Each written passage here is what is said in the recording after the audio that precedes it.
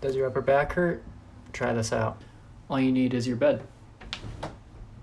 For that, the technique that you guys are going to use is to put your hands interlocked behind your head, like this. What you're going to do is try to push your head down, like that. You're going to lie on the end of your bed with the middle of your back hanging out, like this. Hands behind your head, push up, and just kind of let your back drop. Oh. Let's see if I can get another one a little closer.